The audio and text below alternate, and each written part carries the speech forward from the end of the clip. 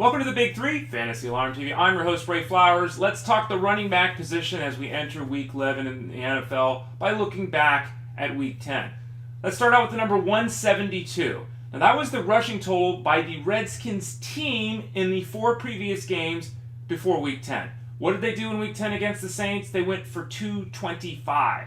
Think about that. 20% more, 25% more rushing yards in one game than they had their previous 4 games.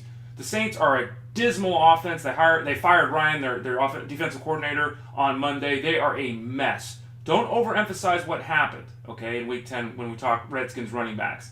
Now, Matt Jones is going to be the hot name. He touched the ball 14 times, had almost 190 yards of offense and a touchdown.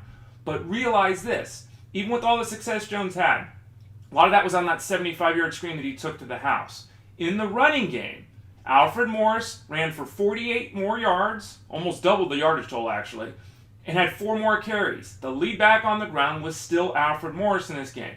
Matt Jones needs to be on a roster. If he's not out there, you certainly should be adding him. And he's got great talent. But you got to be very concerned that until the Redskins had this matchup, they simply hadn't been able to run the football in over a month.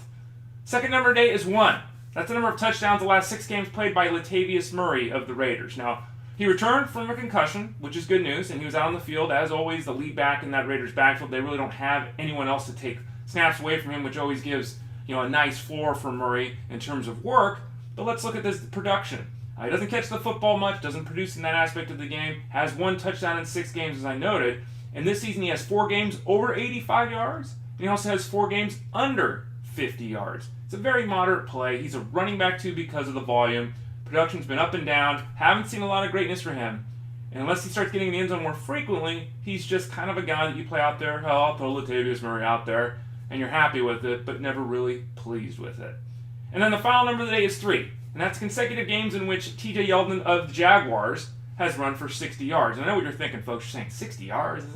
You're right, it's not a good number. But if you play 16 weeks and you average 62.5 yards a game, that gets you to that benchmark of 1,000 yards. So he's not that far off that pace. In fact, he's over that pace if you add the 3 games together and divide it.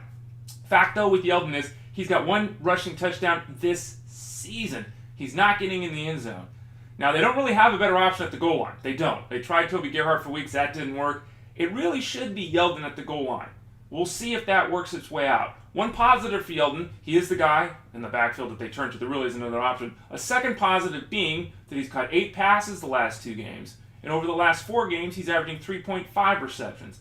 Not big numbers at all. But when you can talk about a running back touching the ball 15 times on the ground, catching the ball 3, 4, 5 times a week, we're looking at 20 touches a week. That guy always has to be in a starting lineup for volume alone. You listen to the Big Three at the running back position for FantasyAlarm.com. I'm your host, Ray Flowers. Don't forget to visit us at FantasyAlarm.com.